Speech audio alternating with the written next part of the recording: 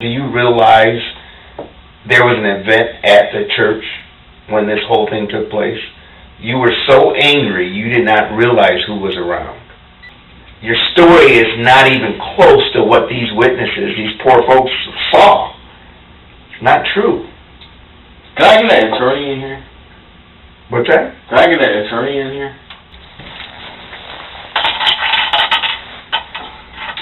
Oh, hell yeah. I never had it on before. Yeah, you're going to have them on now. And you need to grow up, young man. Sir, can you please stop raising your voice? No, I will not, because you know what? You are not going to tell me what to do. Do you understand? I will file a complaint on Go ahead, do it. Go ahead. Go give me my fucking lawyer.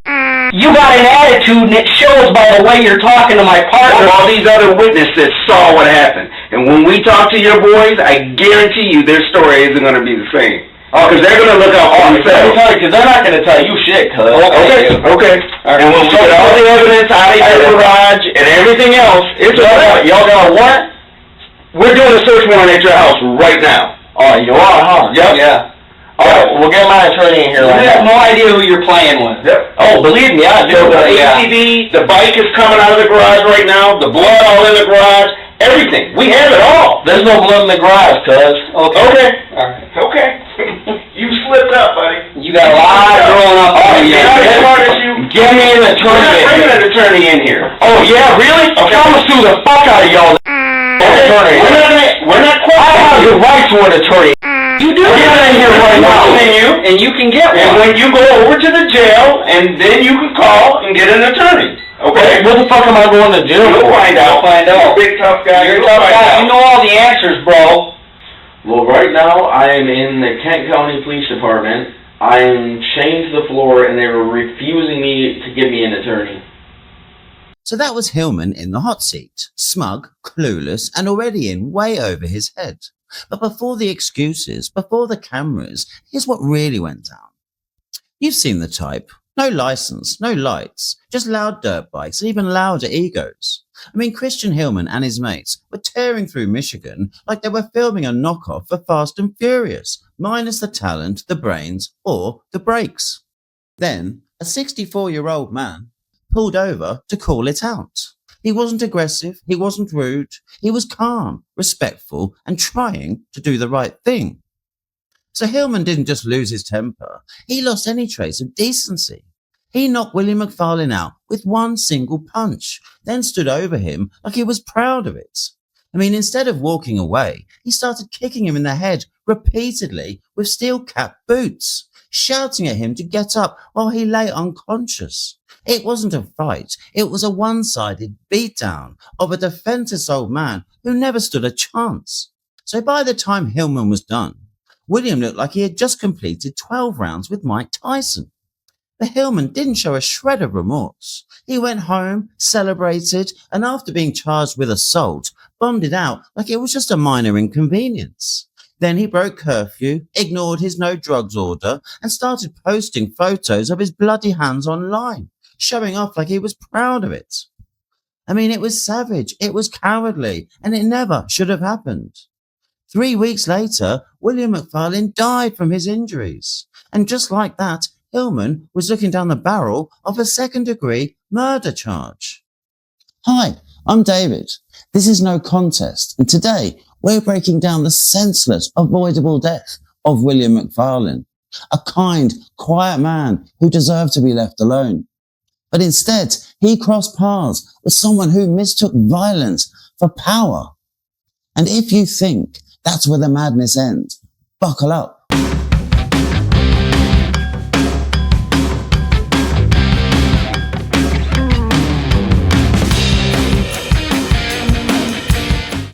So Christian William Hillman grew up in Arda, Michigan, one of those quiet, well-off suburbs just outside Grand Rapids, where nothing ever really happens.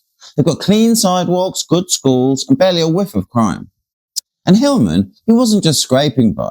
I mean, his family had a detached house with land, big garage, and enough room for multiple cars and motorbikes. So not flashy, but definitely comfortable. I mean, privileged if we were being honest. He went to Forest Hills Central High School, and teachers and classmates described him as quiet, average, forgettable even. There were no fights, no suspensions, no standout grades. Just a kid who blended into the background. So on paper, he looked spotless. No juvenile record, no known history of violence, drugs, or mental health. However, that's where the clean sheet ends and the contradictions start piling up. His digital footprint, while small, told a different story. Screenshots and social posts show cannabis was part of the routine. Not hidden, not denied, just casually out there, like teenagers do. With captions that said nothing but screamed everything. And it didn't stop there. Witnesses said Hillman and his crew had been out tagging landmarks on the day of the incident. Graffiti, vandalism, that sort of thing. A kind of performative rebellion that didn't match the postcode they were from. So Hillman's ethnicity is listed as white, although you wouldn't believe that by the way he talks. They move like they've got something to prove. Wannabe gangsters in designer hoodies, paid for by mum and dad, mimicking street codes they don't even understand. Walking and talking like they're from the street, but in reality, just spoiled suburban kids playing a game that would scare them stiff if it ever got real. That's what makes what happened next so hard to reconcile. So it was one of those cold, wet Michigan nights, the kind that makes everything feel heavier. Christian Hillman was out on his motorbike, and William McFarlan was behind the wheel of a pickup. And somewhere along the road, something happens. Don't know what, maybe a look, maybe a gesture, maybe absolutely nothing. But whatever it was, it did not end there. So Hillman pulled into a church parking lot. McFarlan followed, parked, and got out, and was immediately met with Hillman in full confrontation mode. According to Hillman, McFarlan tried to grab him by the throat, and that's when Hillman snapped. What followed wasn't a shove, it wasn't a scuffle, it was a full-blown beatdown. So McFarlan ended up on the ground, totally unresponsive. His injuries were so bad, it looked like he'd been hit by a truck. And for reasons no one's ever properly explained yet, his trousers were pulled down around his ankles.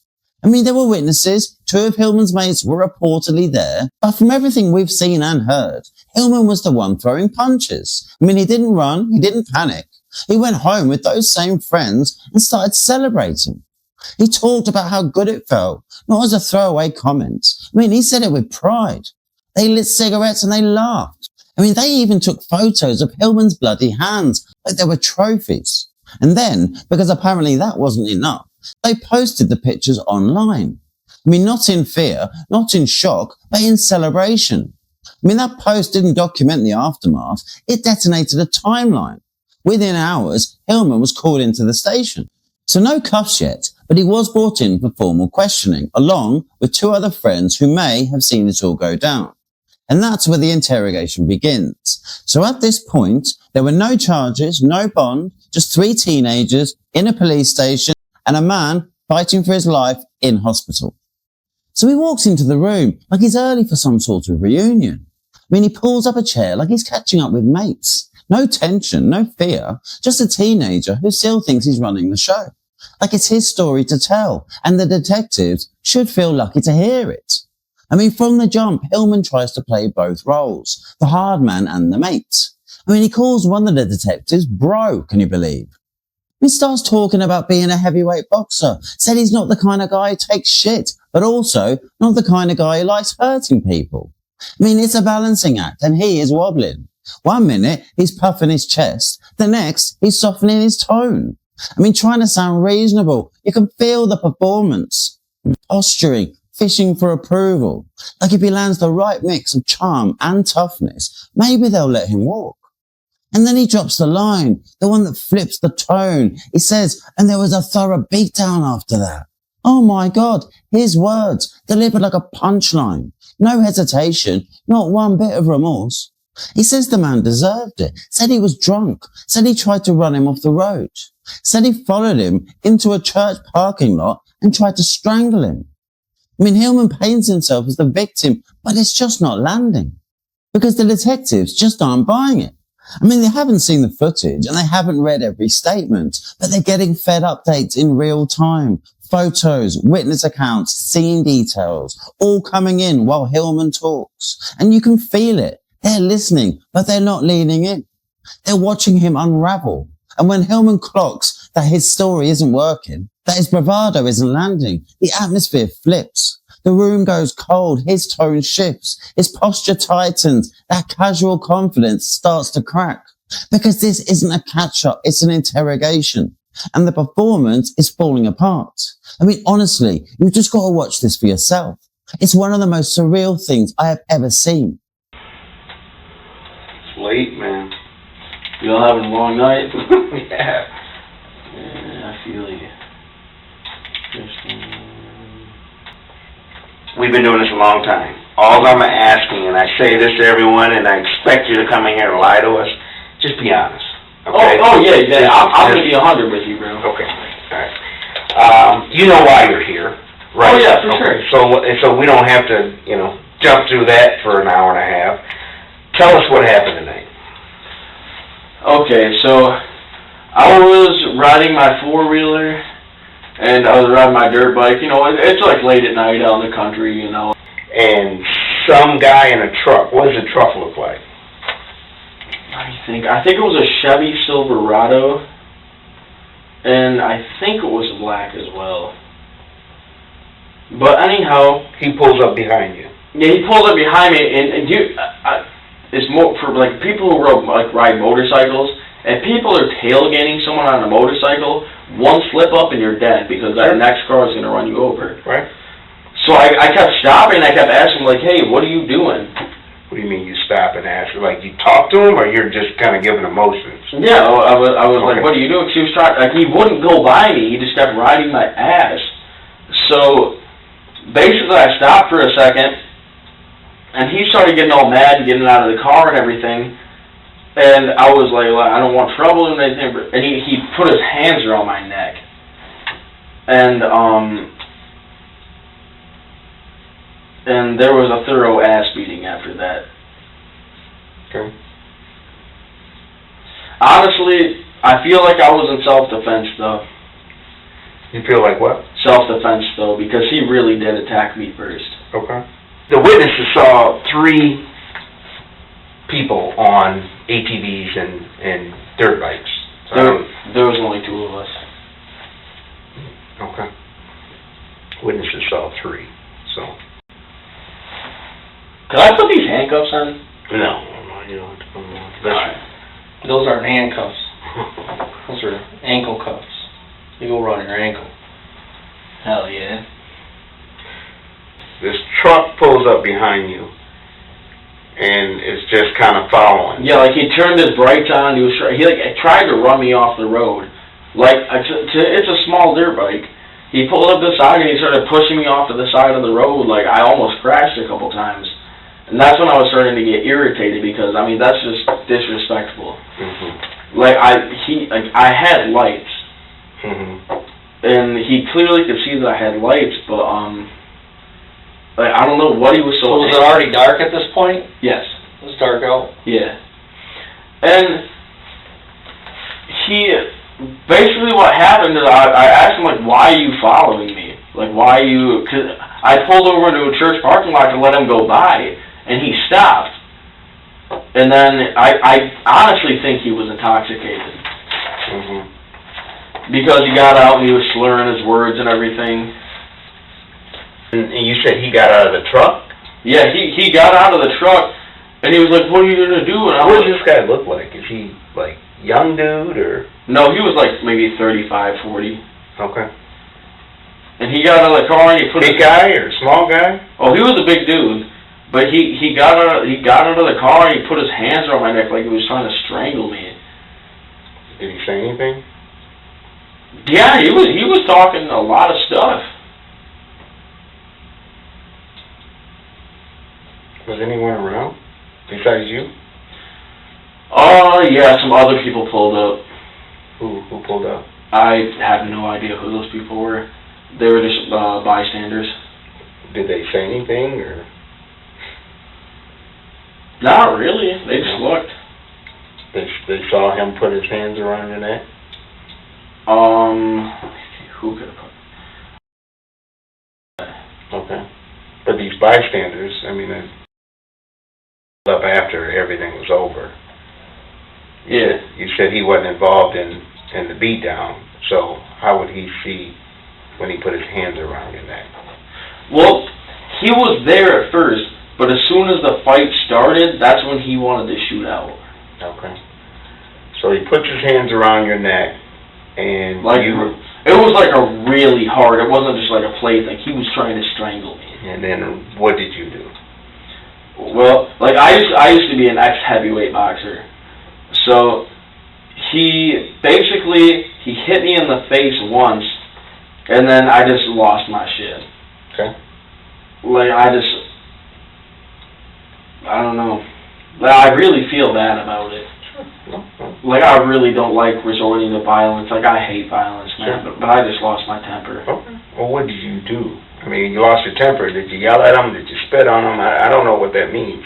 I wasn't there. So you lost your temper. What did you do? Explain the beatdown. What was the beatdown? Well, basically, he tried to pick me up. He was like, "Oh, shit." I can guarantee you he was intoxicated. Okay.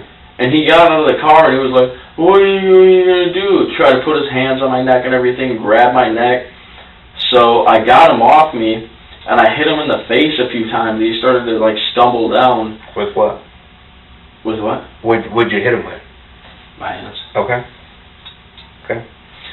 And then, basically, after that, I kept hitting him, and I was telling him to please stay down before I have to hurt you more.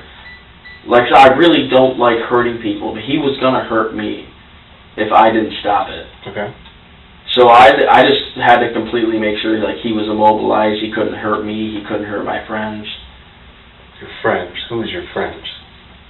Just if one of my boys would have pulled up, like, I don't want him freaking out at him either. Like, I caused the situation. I take, like, full responsibility for my actions.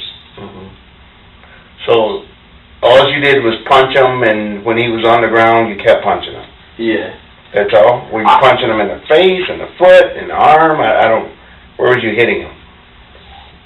Well, I kind of lost control for a second, to be honest with you, officer. Okay. So then, it sounds like you gave him a beatdown, is the way you described it, right? Yeah. And then how did it end? What happened at the end? Well, he was just laying there.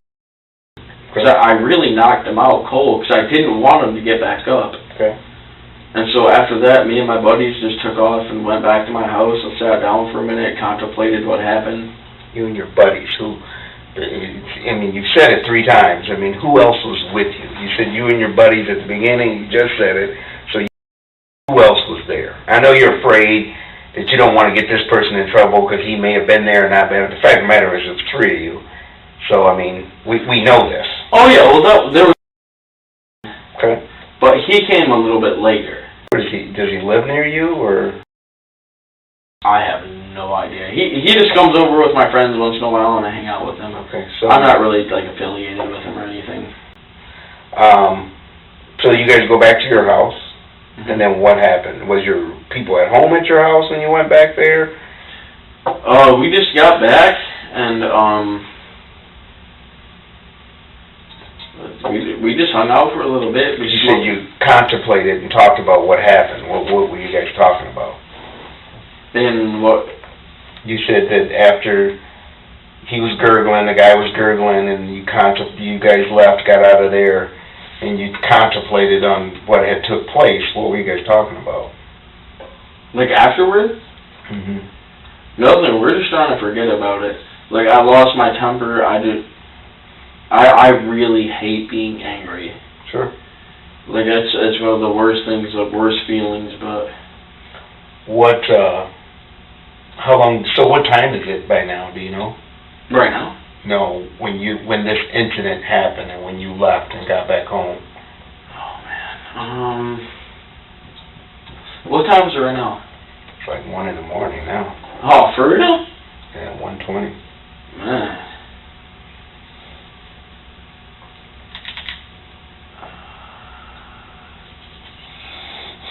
I'm surprised you guys are still up at this time, to be honest.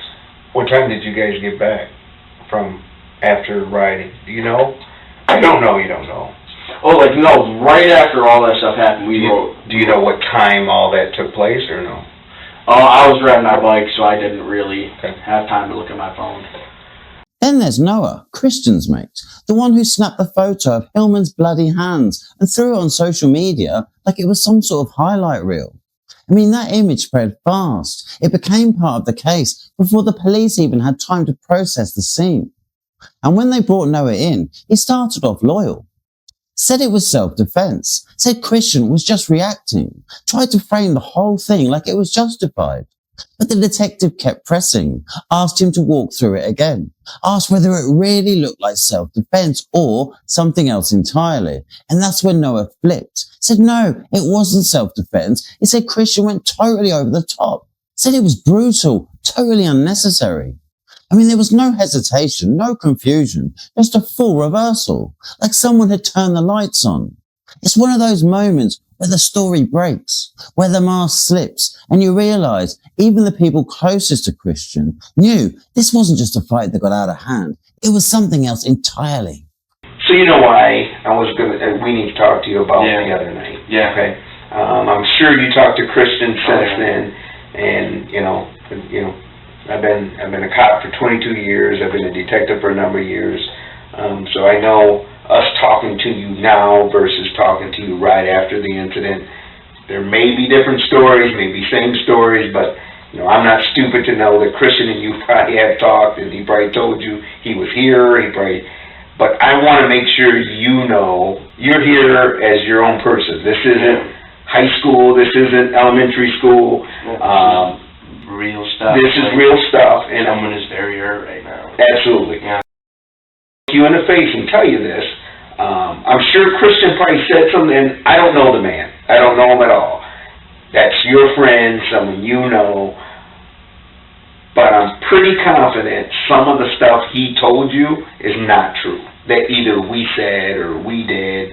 I talked to his mom the following day, and she was like, yeah, Christian said that, you know, you guys did this, and then this happened, and you guys... None of that is true. None of that is true. Mm-hmm. This is me having a conversation with her mom. So I'm not saying everything he said is untrue, but just know that. Mm-hmm. I told him when we talked to him, or my partner and I, we told him he needs to be honest, whether he was honest or not. A little skeptical on some things, but same thing with you. No, I just need the truth. You were driving the ATV, right? Mm-hmm. Okay. And then he was on the dirt bike. Okay. So he jetted off, I got on, we jetted off, hat flew off, put it back on, and I couldn't find it, so I was like, it's probably right up here waiting for me, because I could see like the blinking light for the four-way stop. So I get up there, and he's nowhere to be seen, and I'm like, oh. So I go, you know, like, so I go left. Go left for about maybe half a mile, and couldn't find him again. So I'm like, gotta turn around, he's gonna be back there somewhere. So I turn around, and I call him. I'm like, yo, Christian, where are you? No, first and I'm like, we're still out dirt biking, dude. I need to find Christian before we head back, because I don't know where I am. And he's like, alright, bro, well, where are you back, because I'm hang. I'm like, alright, hang up, call Christian. Doesn't answer. I'm like, fuck. Put my phone in my pocket, I'm like, looking both ways. I get a call, and it's from Christian. All I hear is like frantic, like moving and stuff like that. And I'm like, Christian, are you still driving? Like, stop, like, answer your phone. And he's like, this dude's unconscious. And I was like, what? This dude's unconscious. So I'm like, what? So I pull up some more, and I see this like truck with its, you know, hazards going off. I'm like, what the fuck? So I pull up. So let me ask you this. So you're on the phone with Christian as this is going on? Yeah. Okay, so you call him, he answers, he says this dude's unconscious. And I was like, what? And then I hung up, and I put it in my pocket, pulled up to see where he was, because then it was just like a bunch of like muffling. It sounded like you going like this with the phone. It was like annoying as hell. So pull up, and I finally saw the truck, so I pulled up, and he was like right there, and this dude's like laying there unconscious, and I'm like, dude! And he's like, dude, he choked me, and I was like, what? And I was like, we need to go, bro. You just knocked him out. Let's go, bro. And he's like, alright, bro, let's go. And he was like trying to like pick up his dirt bike, and like people started showing up and shit, and he started like talking to all these people and everything, and I was just like sitting on the ATV like, what the fuck, what the fuck, what the fuck? And then he got on, and we just jetted back to his crib. Okay. So you get back to his house. Yeah. Pull these things in the garage, and then what'd you guys do? And then we sat for about maybe an hour, smoked some cigarettes,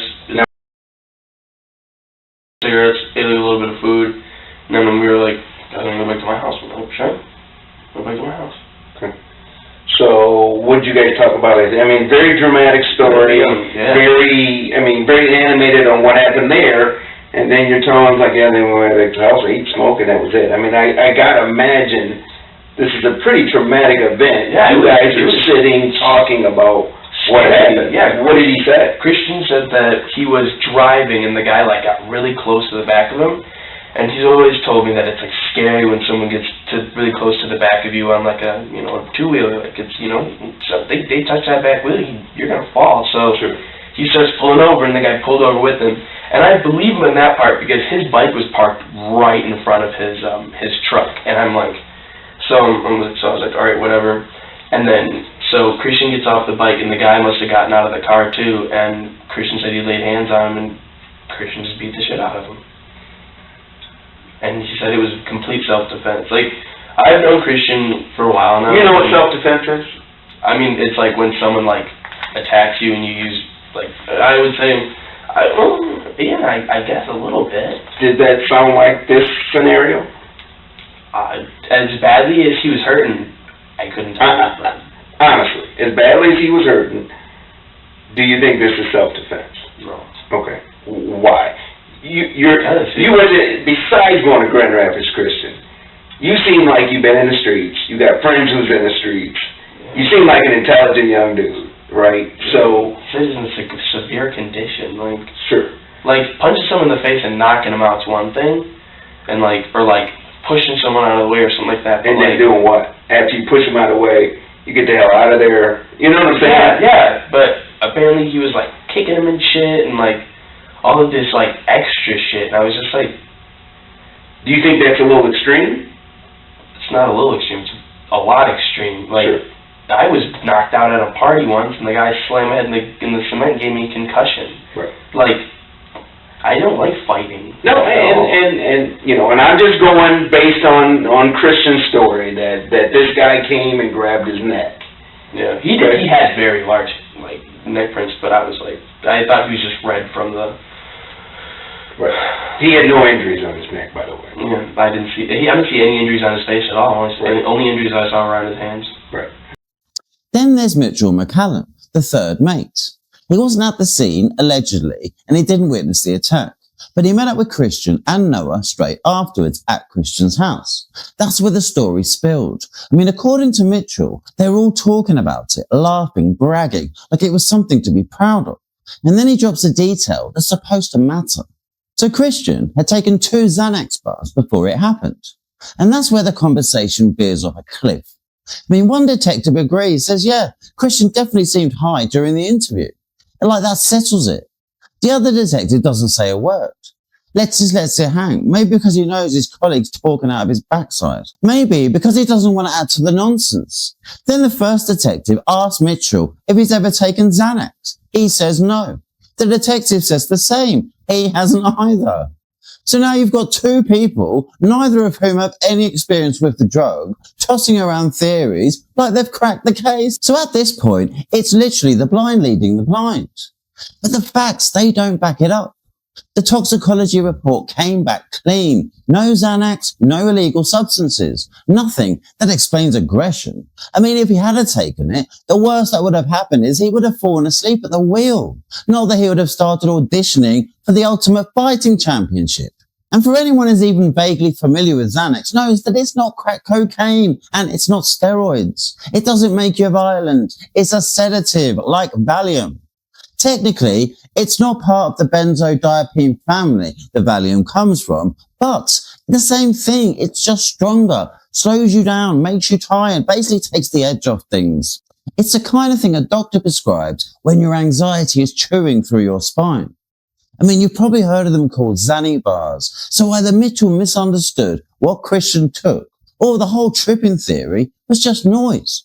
Because medically, that word doesn't belong anywhere near Xanax. And if Christian really did take it, then it didn't show up, which means the dose was low, the timing was off, or someone's lying.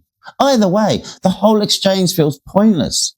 Like a scene that's trying to matter but doesn't. It's not helpful, it's not clarifying, it's just 2 clueless people blowing off hot air. Another layer of confusion in a case that's already drowning in it. Were you there when he took that picture? Yes. Okay. It was on his porch. Do you know why he had him take his picture? No. Did he ask him to take his picture? No. Did Christian ask him to take it? No. I'm not really sure. Like, the picture was just taken. I think he just didn't even say anything, just took the picture. Okay.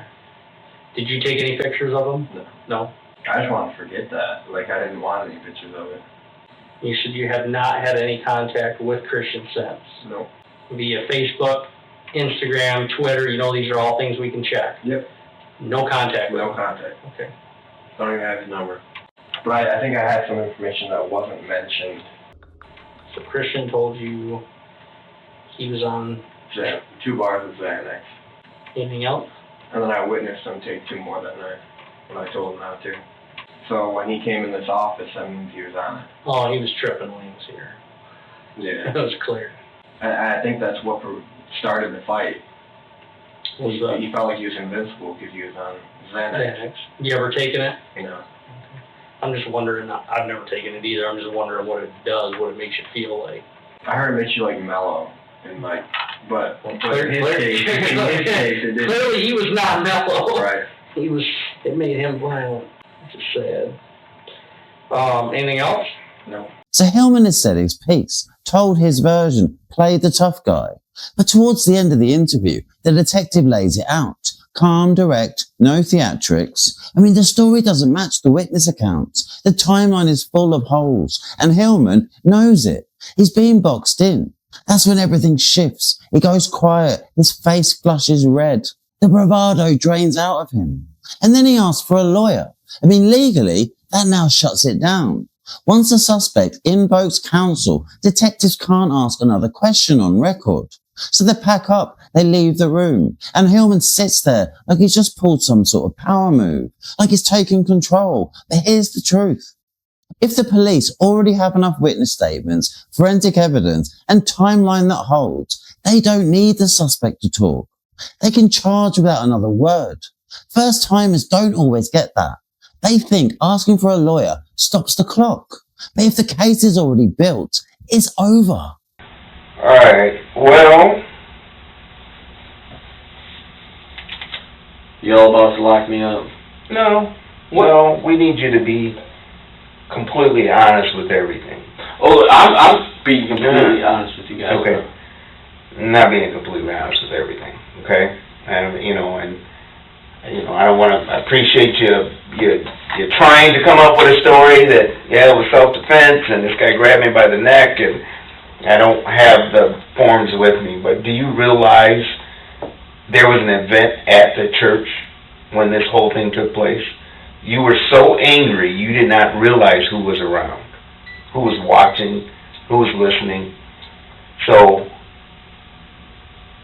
what I said earlier, and I know you're concerned, you said, I don't want to go, you got to be honest, okay? And I'm not yelling, screaming, I'm being just giving you the straight up. You're being cool, bro. You gotta be honest.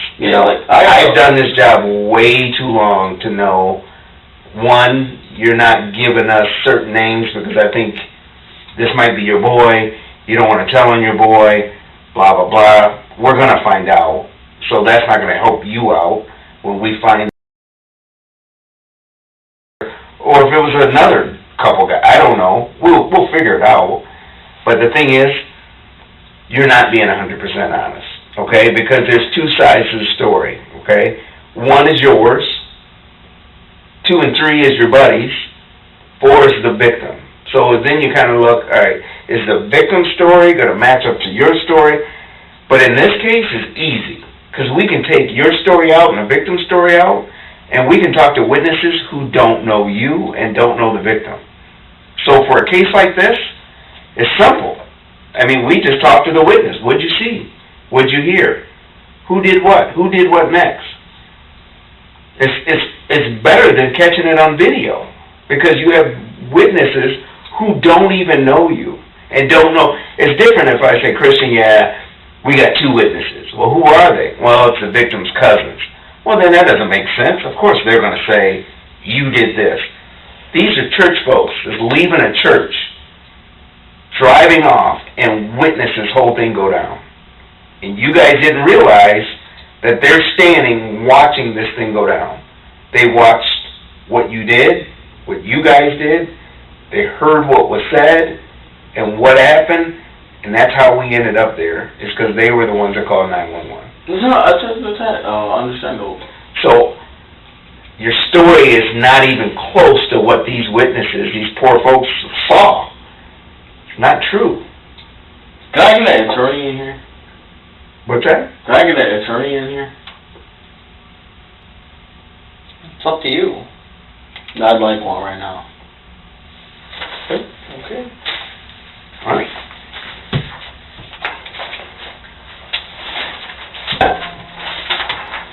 So the moment I'm just about to play is basically what made this interrogation go viral. The interview was over, Hillman had asked for a lawyer, and the detective had quite rightly shut it down. So no more questions. But Hillman, he wasn't done. So as protocol kicks in, one of the officers walks over and chains his leg to the floor. Hillman grins like he's just won a prize, starts fidgeting, smirking, acting like it's all a big joke, like getting cuffed is some twisted badge of honor. And that's when the second detective snaps. He's had enough. Enough of the bravado, enough of Hillman treating the whole thing like it's entertainment. So he tells him exactly what he thinks of his little performance. So Hillman starts demanding a lawyer, again, louder, angrier, convinced the police are supposed to hand one over like room service. They're not. And when they explain that, he takes it personally, starts throwing out insults, even calls the white detective a word that's not even his to use. The kind of word that makes a room shift. The detectives don't bite. They just laugh. Not because it's funny, but because it's absurd. So Hillman's shouting out demands he has no right to make, throwing out language he doesn't understand, and acting like he's still in control. He threatens to sue. They tell him where to go. And just like that, the room clears.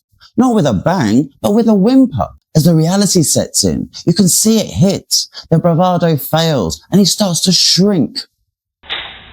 All right.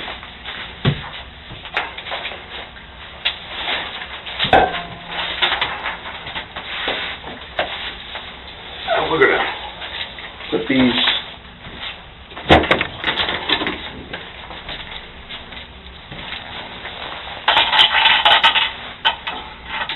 Oh, hell yeah. I never had these on before. Yeah, you're gonna have them on now. Do you think that's cool, What's cool? having those on? No, it's just a new experience. Okay. But I mean, you almost like think it's like cool. Do you think it's cool to be here right now? I mean, no, I don't think it's cool. I don't think it's cool somebody put their hands on my neck too and threaten me. Okay. That's not cool. But here's the other thing I want you to realize, okay? You asked for an attorney, so I'm not asking you any questions. I'm just going to talk for a second. Yeah, Okay. go for it. All right? How old are you? Yeah. Okay? And you walked up in here, and you're talking to my partner, calling him bro. He's over twice your age. You should be calling him sir. I did call What I'm sitting here listening to, while I'm sitting here in my chair, is listening to a kid who thinks that he's just talking with two guys instead of understanding the gravity of why he's sitting in this room. Okay? Old. And you need to grow up, young man. Sir, can you please stop raising your voice? No, I will not, because you know what? You are not going to tell me what to do. Do you understand? I will file a complaint on Go ahead, do it. Go ahead. Go give me my fucking lawyer. You see what I mean? Sitting there calling me. I never even called Go to my partner. I never even called you. What did you just say? That's your problem. That's why you don't understand the gravity of why you're sitting in this chair at 1:30 in the morning. Old kid who thinks he's a tough guy. And you want us to sit there and believe that you're just driving down the road on your ATV and this guy's honking his horn and you didn't do nothing wrong? You got an attitude and it shows by 5-year-old man. Hey, he also put his hands around Okay, my neck. okay, so you're gonna say that to all these other witnesses that saw what happened. And when we talk to your boys, I guarantee you their story isn't going to be the same. Oh, because they're going to look out for themselves. Because they're not going to tell you shit, cuz. Okay. Right. And when we get all the evidence out of your garage and everything else, it's okay. Y'all got a warrant? We're doing a search warrant at your house right now. Oh, you are, huh? Yep. Yeah. Alright, we'll get my attorney in here You right have now. no idea who you're playing with. Yep. Oh, believe me, I do. So the Yeah. ATV, the bike is coming out of the garage right now, the blood all in the garage, everything. We have it all. There's no blood in the garage, cuz. Okay. Alright. Okay. You slipped up, buddy. You got a lot growing up on you. Not as smart as you. Get me an We're attorney. not bringing an attorney in here. Oh, yeah, really? Okay. I'm gonna sue the fuck out of y'all. We're not I have the right to an attorney. Get in here right now. And you can get And one. when you go over to the jail, and then you can call and get an attorney. Okay? What the fuck am I going to jail You'll for? find out. You're a big tough guy. You're a You'll tough find guy. out. You know all the answers, bro. Y'all some assholes, bro. So while the detectives are out there stitching together the final threads to charge him, Hillman's still parked in the interview room like it's recess, fidgeting, smirking, zero tension. I mean, he's not worried, he's vibing. Like the cameras are still rolling and he's the star of some low-budget gangster flick. And then they hand him the phone. And that's when the mask slips. I mean, he doesn't call a lawyer. He doesn't pretend to be strategic. He calls his mum and dad, like a toddler who's fallen off his scooter and wants someone to kiss it better. I mean, this is the same kid who spent the last hour puffing his chest, playing the tough guy, acting like he runs the streets. Now, he's just a boy and a scared one. And the way he talks to them, I mean, entitled, rude, like they're his personal cleanup crew. And the worst part, they don't even flinch. No, what the hell did you do? No, you better start talking. Just calm, casual replies. Like this is just another Tuesday. His mum even backs him. Says there were two sides to every story. So one side's got bloody soaked boots, and the other side's got a kid who thinks he's untouchable. I mean, then she drops the hammer. The police are at the house. Search warrant in hand. They're taking the bikes and the boots. And that's when it hits him. The swagger evaporates. The act collapses. And what's left? Just a kid alone in a room with nothing clever left to say. Hey, yo, get my attorney, too. Hey, yo, we don't do that. Alright, well, give me my motherfucking phone so I can call my lawyer. He about to come in here and fuck y'all.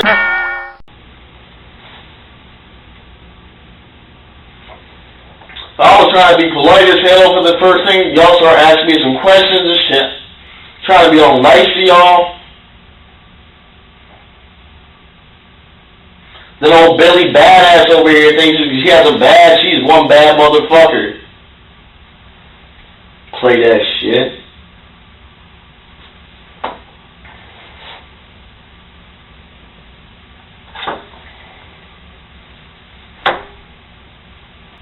And I'm just gonna let y'all know too, that y'all not let me see an attorney, I'm gonna sue the fuck out of you.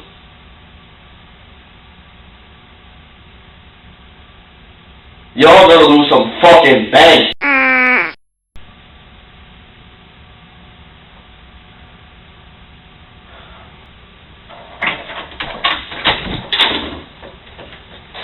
Good looks, man. I appreciate it, bro.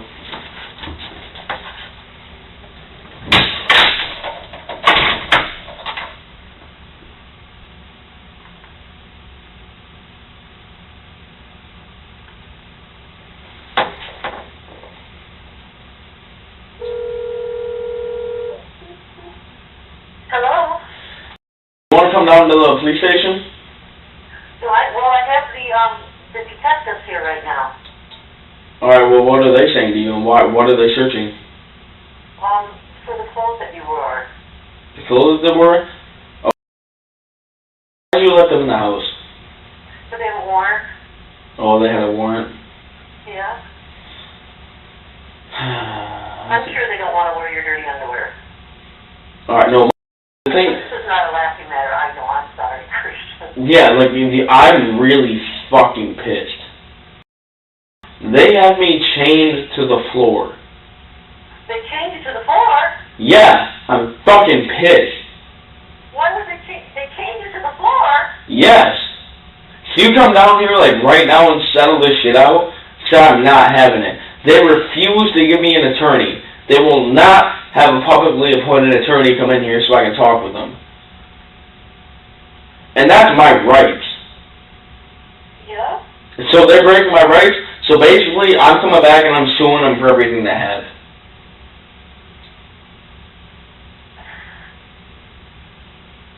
Gee, Christian. Look. You got me fucking chained to the floor. You're laying on the floor when you're chained. Yeah. Just come down here. Well, I have the guys here right now, so I can't leave.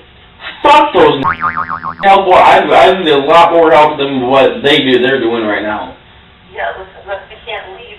I can't even go downstairs in the basement or anything Why? because they're doing a search. Whereabouts are you anyhow?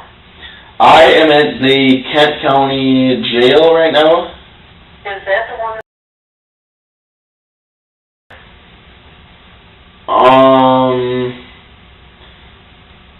Kent County, Like I'd go knock on the door, but these bitch ass chain can't even reach the door to knock on it. oh, Yeah, I just really need you down here. okay. So So I can't leave right now. I can't leave. These guys are doing their job, and I can't leave. You know? And my phone is dying, by the way. really need you to be here. So are you at the Kent County jailhouse? Yes. Is that's what you call it? Well, actually, damn it, hang on. I'm out. This is gonna be a struggle. Listen, Mama.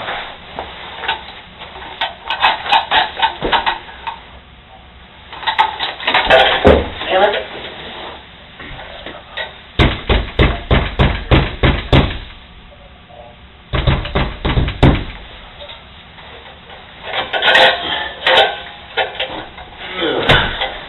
Well, Christian, you have your phone. Can I call you back? Well, I'd rather not. I'd rather have you I am come. going to. I am going to. You coming down here? Yes, I am. As soon as I get a chance, I will. All right, look. Everything comes down here. And you're at the Kent County. It's Kent County. It's not with the sheriff's department. Like what's like precinct? Kent County Sheriff's Department. Kent County Sheriff's. Yeah, I'm at the Kent County Sheriff's Department. Kent County Bro, Sheriff's can you Department. please get this shit off my way? And that's our policy. I understand, bro. This shit's uncomfortable as hell, Yeah, man. sure. It's not made for comfort, man. All right, man. Yeah. Because I do have to plug my phone in somewhere. Okay. Well, I really need y'all to come down here and bail me out. Okay, I will. All right. So when am I supposed to be seeing you? Well, I don't know how long the gentleman will be here. So I don't know. My phone's on a low battery right now too, and I'm pretty much fucked. Okay, well, hang up the phone and then I'll come down.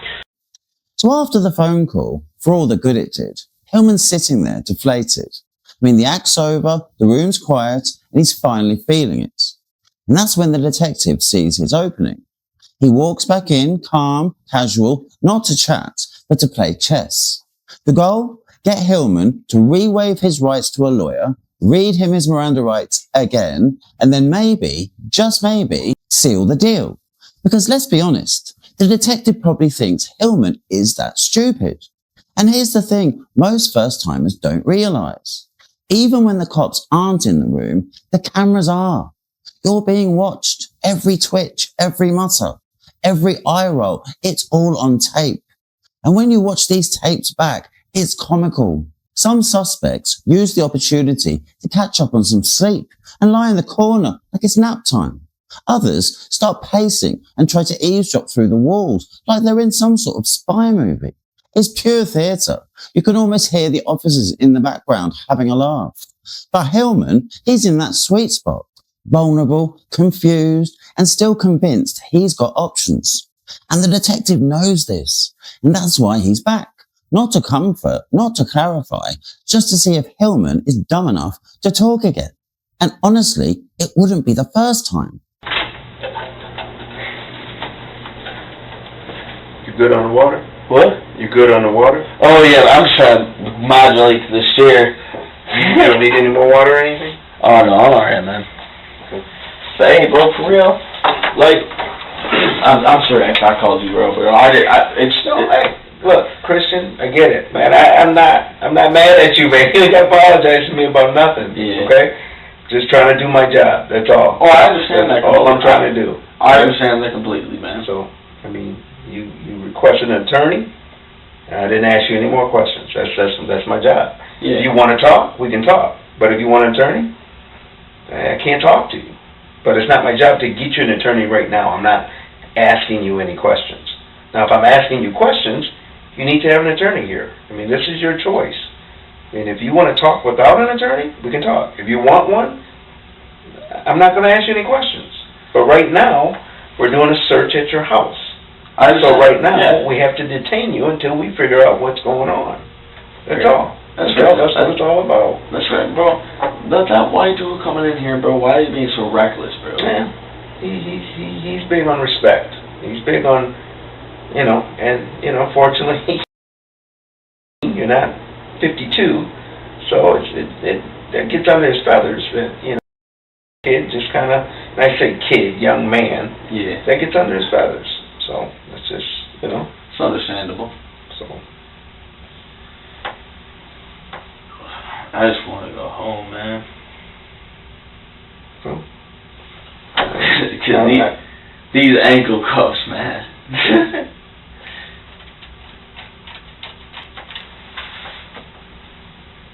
Like, I kept trying to, go to, knock on the door, and I kept falling every time. I was like, ugh.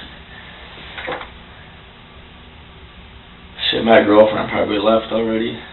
Who got me off here? no, she's still out there. Oh, she is? That's your girl? Yeah, it's my girl. Yeah, she's a harder girl, bro. She keeps it loyal.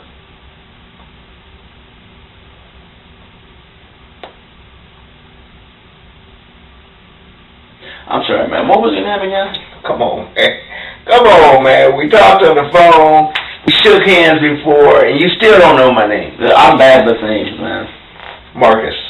Marcus, alright. What's your name again? Christian. I'm joking, dude. No, alright. I always started getting into this line of work, to be honest. Well, Just seems to me like being able to help people and everything, save people from situations and everything. That's always something I'd like doing. It's whenever I have the opportunity to do something nice for somebody. mm-hmm. Because I believe in karma too. How do you? Yeah. So I try to do as many nice things as I can for people.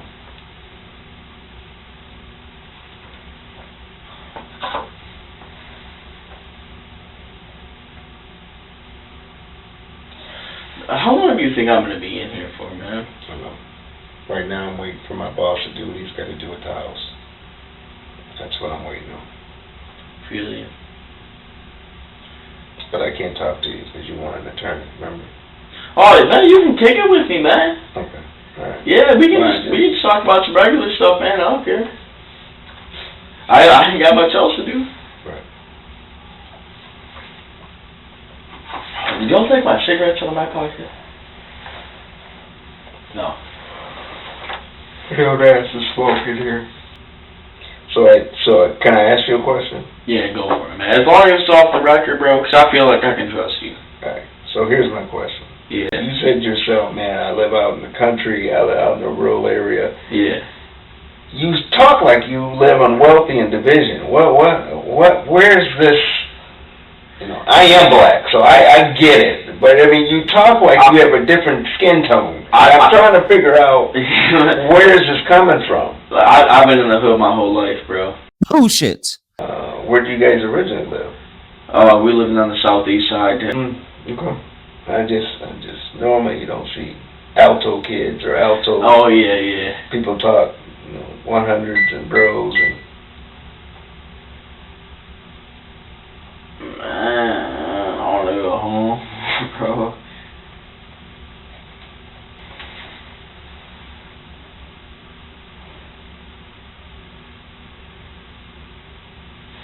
Actually, I'm gonna call. Oh, damn, I don't know what time it is. If I go to like a jail cell tonight, I don't know. damn, I don't know. that's just whack, bro. What's that? If I go to a jail cell, bro. I say I don't know. I mean, I don't know what's going to happen. You came down here for us to talk to you. That's why we brought you down here. Yeah, I know, but I expected it to be like a friendly talk, bro, and then he starts getting all up in my face and everything.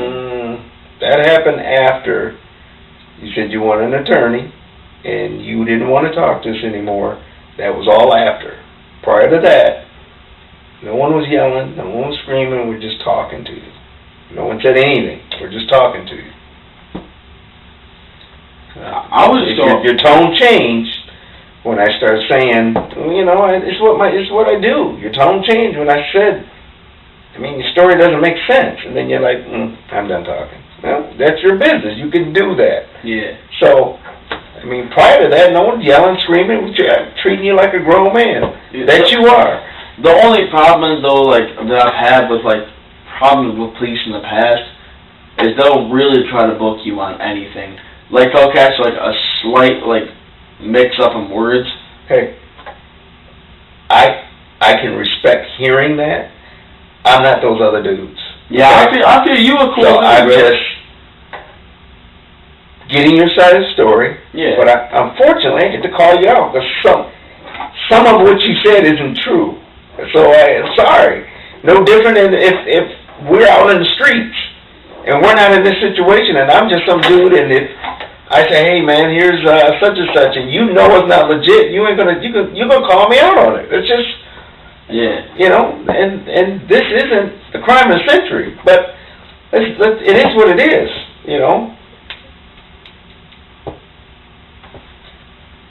Yeah, man, I'm tired. I need to go to bed. Look, man. All right, here's the deal. We're just kicking it, right? We're just kicking it. You watch way too much TV, dude. Like the whole getting you an attorney, and now you're asking for a double come on, man. We don't put in requests. None of that happens. It's not real. None of that's real. If you're locked up tonight, you're gonna get what you get. We don't. Oh man, I've slept on worse, believe me, bro. Okay, yeah, but I don't get what this kind of facade is. It's like, no, we don't put requests in for a double mattress and your own room, and this isn't a hotel. Oh, that's not what I meant, like a double mattress, bro. I mean like a double mat. They don't do that, dude. They just don't. No. That's pretty whack. But it's not supposed to be plush and... Oh, I know it's not supposed to be pleasant. I just really don't want to go to jail, man. I got plans. You talked about that on the phone, and we were just talking, but you stopped, so... Yeah, man, like for real, bro, you a cool ass dude, bro. Like if you really want to talk to me about the shit, like I trust you, bro. But you said you want an attorney. I do want an attorney, bro, but it's just so many. I can't talk to you if you want an attorney. I just can't. You're your rights. You said I'll talk to you. We talked, and then when I called you out on just a simple thing, you're like, I think I need an attorney. Cool. I'm not going to sit up and twist your words. I'm not going to, scare you in it. I go by the book. You want an attorney? You want an attorney. If you don't want an attorney, I can read your rights again and say, let's talk until you feel uncomfortable, and we can do that too. But I can't. And I'm not going to treat you like you're 10. I'll treat you like a grown man. I respect that. What happened out there on that street was grown man stuff. But I've been doing this job way too long, and the story wasn't 100% the way you said it. I got too much evidence to say otherwise. And if you freaked out and something happened, so be it. Let's deal with it and move on. Yeah. You know, you from the hood, I know doggone well. You weren't there by yourself. I know this. But I know the fact you ain't gonna rat out your buddies either. I know that. Come on, man. I'm from the hood too. I know what it's like. Yeah. I get it. So Hillman was arrested. His parents posted bond. And just like that, he walked. And that's where the next chapter kicks off. His first arrest was back in September 2016. He beat William McFarlan in a church parking lot. It was not a scuffle, not a misunderstanding. I mean, it was a brutal attack. The charge, assault with intent to do great bodily harm, less than murder. So his parents dropped a $10,000 bond, and Hillman was out, under strict conditions, however. Curfew, electronic monitoring, no drugs, no alcohol, no contact with witnesses. Basically, a legally binding babysitting plan.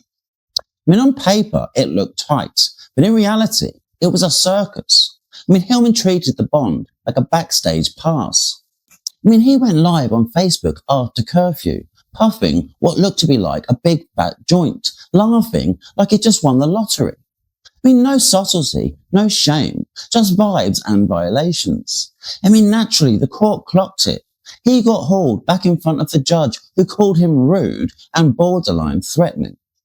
I mean, he tested presumptively positive for THC, which, shocker, broke the whole no drugs rule.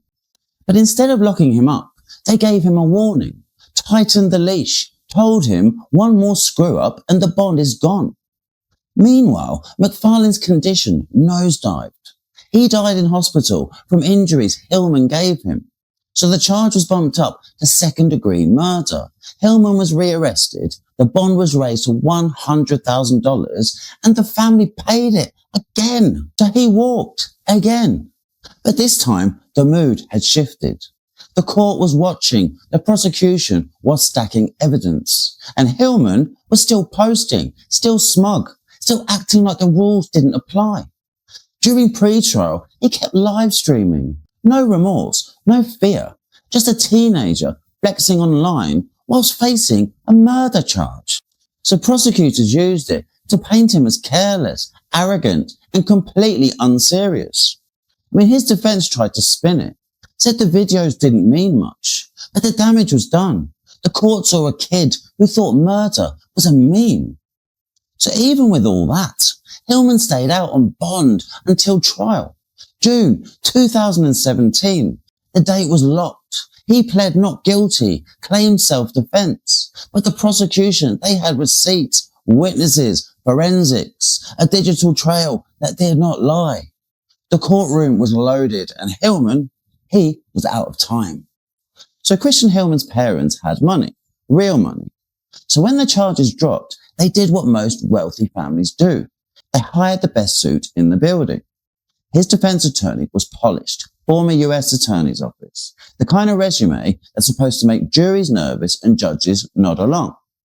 Designer suit, perfect diction, all the courtroom optics. But honestly, it was all surface. He moved like an amateur. The presence was there, sure, but the punch wasn't.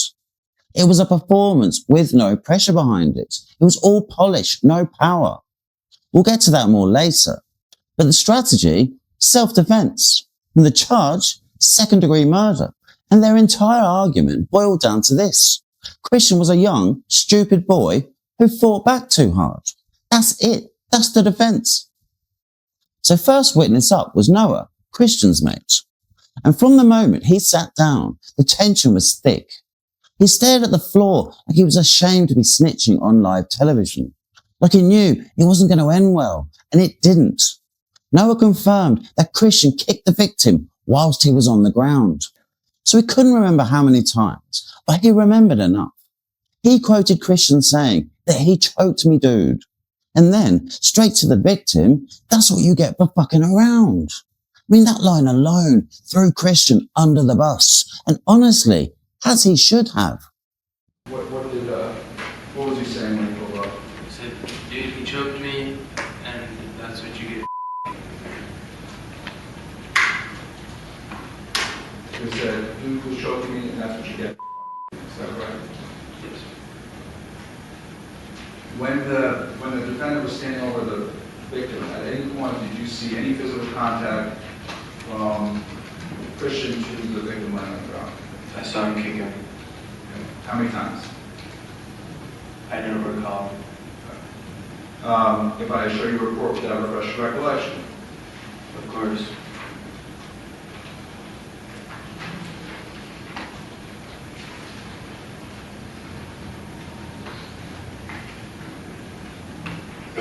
At least once. So then came two more major witnesses. Both confirmed the same thing. Christian kicked the victim 3 times while he wasn't even moving. The individual standing kicked the individual on the ground in the head. Okay. And how many times did you see that? 3? Was that individual on the ground moving at all? No, sir. Okay. Were his hands still handling? No, sir. Was he kicking? No, sir. One of them quoted Christian saying, "Get up, I dare you." I mean, let's be clear. This wasn't adrenaline. This wasn't chaos. This was a man unconscious. I mean, Christian knew he couldn't get up. He wasn't challenging a threat. He was mocking a body. I distinctly remember hearing the person on the dirt bike saying, "You got what you deserved." He was kicking a man while he was totally out. And Christian would have known that. That's not a fight. That's not panic. That's disgraceful. Then came the photos. Christian had red knuckles, no bruises, no cuts, just blood-soaked steel-capped boots. Meanwhile, the victim's injuries were catastrophic. I mean, too graphic for YouTube. But they were described in detail by a medical professional. And what they described wasn't a scuffle. It wasn't mutual combat. It was a one-sided beatdown. I mean, absolutely outrageous. This wasn't a case of things getting out of hand. It was a case of someone refusing to stop.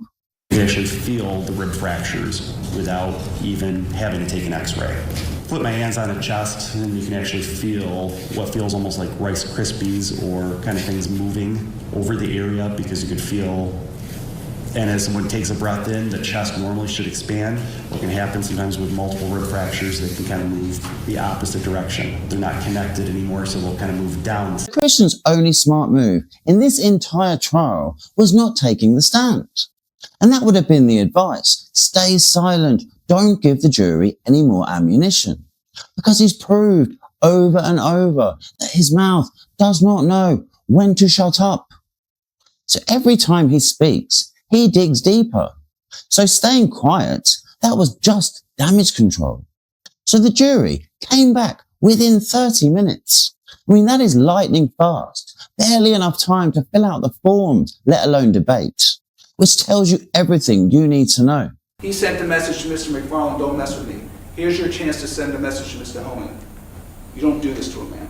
There was likely no discussion whatsoever in that jury room. Just a quiet confirmation around the table that this spoilt, entitled little thug was 100% guilty. The sentencing date was set and the courtroom exhaled. Were you surprised at the quickness of the verdict? You know, I never know what's going to happen back there. I thought it was a pretty straightforward case.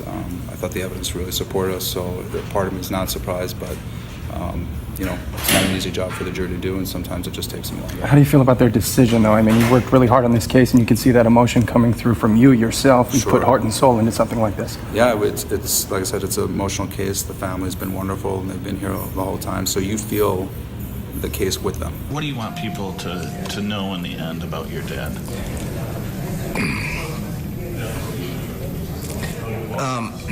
My dad was a kind, loving man, very supportive. You know, I have 4 children, so he's a grandpa too, and he'd help anybody. He was always the first in line to give a hand to help out. So sentencing kicked off with victim impact statements. 2 of William's brothers stood up, and they didn't come with rage or theatrics. Just grace, just truth. I lost my hunting partner, my father, my fishing partner. Everything I do to this day, the hobbies and everything, he taught me. Jason especially didn't hold back. He asked for the maximum sentence, and honestly, who could blame him?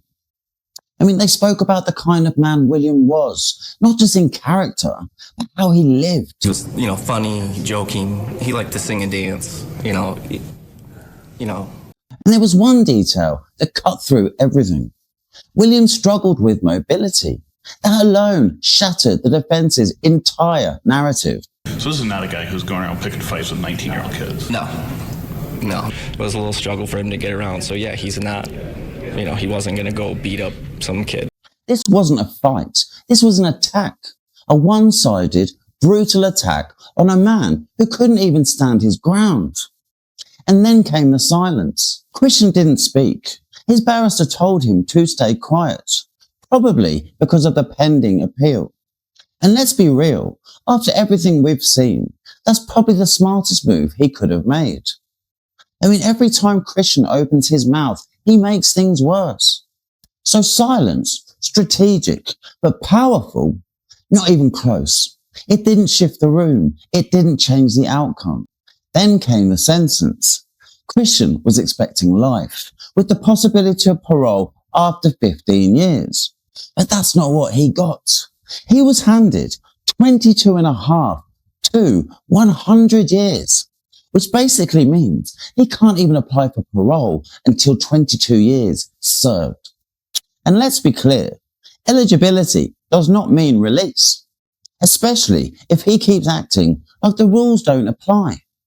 I mean, this wasn't just a sentence, it was a statement, a rejection of entitlement, a rejection of excuses, a rejection of the idea that youth and privilege can shield you from consequences. So the defense filed an appeal immediately, and it was denied just as fast. I mean, no ambiguity, no loophole, no technicality to exploit. The court case saw the case for what it was, and they stood by the verdict. And then came the moment that stuck with me. So one of William's brothers talked about the detectives, not just as investigators, but as human beings. And he said they didn't just solve the case, they held the family's hand through the entire ordeal. And I hear that a lot. These cases, they drag on for years. And through it all, the detectives, they don't just show up, they show heart. So we always see the perpetrators, their mugshots, their trials, their headlines. But the police, they're rarely even acknowledged. They get hate, they get heat, but they're just normal people doing an incredibly difficult job. And in cases like this, they don't just do the job, they carry the weight, professional with heart. I mean, that's the best way I can put it, honestly. And to be quite honest, they deserve to be commended for that. So was justice served? Well, the defense didn't think so. And after botching the trial, fumbling the strategy, and failing to land a single emotional beat, they were clutching at straws. I mean, even after the appeal got denied, they weren't done. To justify the bill they'd racked up, they filed a motion claiming that the sentence was too high. A last-ditch effort, a Hail Mary. A 3-judge panel shut it down immediately. I mean, no hesitation, no sympathy. It was over. But just to confirm that justice was served, I mean, I'm pretty positive it was, and I'll tell you why. There were pictures taken of Christian in prison not long after sentencing. And what did he have on his face? A teardrop tattoo. So now for anyone who does not understand what that means, it basically means he's proud of what he did, that he feels no remorse, that he wants the world to see him as a killer. And that alone will pretty much guarantee that he is denied parole when the time comes. I mean, he'll be eligible in 22 years, but eligibility does not mean freedom. Not when you're still wearing your guilt like a badge of honor. I mean, let's break it down. In gang culture, especially where I come from, the teardrop tattoo has a code. If one of your people gets killed, you get the outline, just the outline, because the job isn't done. You haven't settled the score. And trust me, it's pure unfinished business and all you can think about until it's done. It's the only way to get closure. Sounds crazy, I know, but it's far from it for the people involved. To fill it in, to make a full teardrop, You have to execute whoever murdered one of your own. That's the code. That's the closure. That's the only kind of justice that world understands. So when I see Christian Hillman with a filled-in teardrop tattoo, I don't see remorse. I see delusion. He didn't get revenge. He didn't lose a crew member. He beat a disabled man in a church parking lot. And now he's walking around prison with a tattoo that might as well say, "I am a killer," on his forehead. But here's the real kicker. He didn't get that ink out of pride. He got it out of fear. He thinks if people think he's a killer, they won't mess with him. He thinks that tattoo will protect him. But little does he know, when they find out about his charge, when they see through the gangster wannabe persona, when they hear what really happened, he'll be the laughingstock. And no doubt somebody's girlfriend. And this time, he's really going to suffer for it. Justice wasn't served. It was branded. No contest.